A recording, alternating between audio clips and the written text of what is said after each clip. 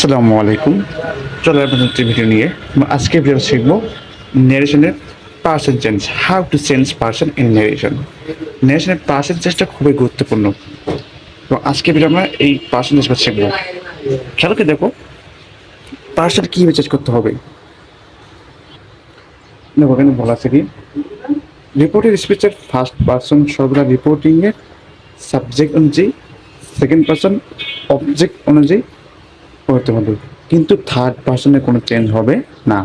First person সর্বদা subject, রিপোর্টিংয়ের subject, second object কোনো change হবে। তুমি খেয়াল করো, এর জন্য আমাদের কী করতে হবে, পার্সনগুলো সম্পূর্ণ মুখস্থ করতে হবে। দেখো এখানে পার্সন আছে, পার্সন তিন, first person, second person, third person, কিন্তু আমাদের এই প্রত্যেকটা পার্সনে কিন্তু ফর্ম আছে, সাবজেক্টিভ ফর্ম, অবজেক্টিভ ফর্ম এবং পজিটিভ ফর্ম। খেয়াল করো ফার্স্ট পার্সন কি হয়, I, object me, my, we, us, our, first person. Second person you, your, subject object positive. আমাদের এইভাবে মুক্ত করতে হবে, সাবজেক্ট অবজেক্ট পজিটিভ। সাবজেক্ট থাকলে সাবজেক্ট নেব, অবজেক্ট থাকলে অবজেক্ট নেব, পজিটিভ থাকলে পজিটিভ নেব। এবং third person he, him, his, she, হার, এগুলো কী করবা, মুখস্থ ছোট কন্টেস্ট করতে হবে আমাদের। তো আমরা বললাম কি রিপোর্টের স্পেসের ফার্স্ট পার্সন সর্বদা সাবজেক্ট হিসেবে, যদি রিপোর্টের স্পেসে এই সাবজেক্ট ফর্ম থাকে তাহলে কী হবে, রিপোর্টিং স্পেসের সাবজেক্ট অনুযায়ী হবে। আর সেকেন্ড পার্সন থাকে তাহলে কী হবে, রিপোর্টিংয়ের অবজেক্ট অনুযায়ী চেঞ্জ হবে। আর থার্ড পার্সন যদি এগুলো থাকে তাহলে কোনো পরিবর্তন হবে না। ভালো করে বুঝে রেখো, first person subject, second person object, আর থার্ড পার্সন নট। কি ওকে, তো আমরা বুঝলাম রিপোর্টের স্পেসের ফার্স্ট পার্সন সর্বদা রিপোর্টিংয়ের সাবজেক্ট অনুযায়ী যাবে, সেকেন্ড পার্সন অবজেক্ট অনুযায়ী হবে, এবং থার্ড পার্সন কোনো চেঞ্জ হবে না। এখন আপনাকে দেখো এক্সাম্পল করি আমরা, এক্সাম্পল দেখতে বোঝার চেষ্টা করো। দেখো এক্সাম্পলটা বোঝার চেষ্টা করো। The boy said to the girl, you are a brilliant girl. The boy said to the girl, you are a brilliant girl, brilliant girl. তো এই বাক্যটা লেখার চেষ্টা করো, you are a brilliant girl.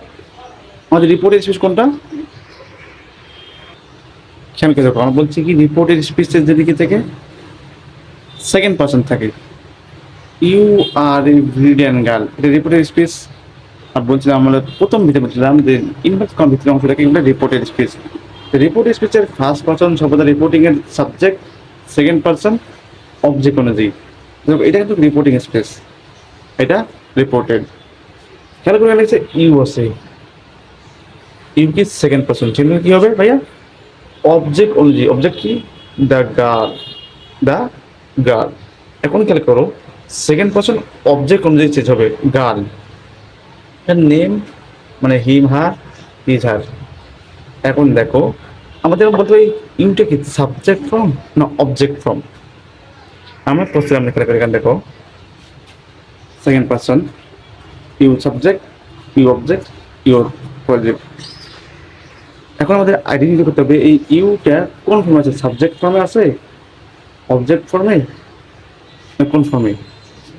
খেয়ালকে দেখো যদি সাবজেক্ট ফর্মে থাকে তাহলে ওই অবজেক্টের সাবজেক্ট ফর্ম নিতে হবে, যদি অবজেক্ট থাকে অবজেক্ট ফর্ম নিতে হবে। একটা জিনিস খেয়ালকে দেখো, সাবজেক্ট কোথাও আছে ভার্বের আগে, যেহেতু আর তো ভার্ব তাহলে কিছু সাবজেক্ট কোথাও, আমরা ইউটা কি সাবজেক্ট, ইউটা কি সাবজেক্ট, তাহলে আমাকে ইউ পেতে কিনতে হবে সাবজেক্ট নিতে হবে, কিনতে হবে সাবজেক্ট। এখন খেয়াল করো অবজেক্ট এনে গেছে গার্ল, গার্ল মানে একটা মেয়ে, নেম, নেমের সাবজেক্ট কি হবে তাহলে এখানে he or she, he or she, he, here, she. তাহলে ইয়ের প্রত্যেক কি হবে, যেহেতু গান তাহলে কি হবে শি, কি হবে শি, কি হবে শি। অ্যান্সার তো লক্ষ্য করে দেখো অ্যান্সারটা কি হলো, the boy said to the girl that she was A brilliant girl. তাহলে ইউটা যে আইডেন্টিফাই করি, ইউটা কি হলো শি হলো, কেন ইউ সেকেন্ড পার্সন অবজেক্টকে ধরলো দ্য গার্ল। গার্ল মানে হি শি, গার্ল মানে শি, যে ইউ এখানে সাবজেক্ট, যেমন কি নেবে গার্লের সাবজেক্ট শি। আশা করি ক্লিয়ার। আরেকটা এক্সাম্পল খেলে করব, তো এখানে you equal she, you equal she হলো। এখন ক্রিকেট করব সেকেন্ড এক্সাম্পলটা, he said to me, you told me wrong answer, you told me wrong answer.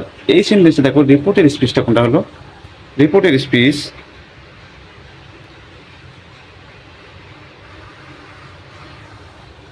You told me wrong answer, রিপোর্টের স্পিচ।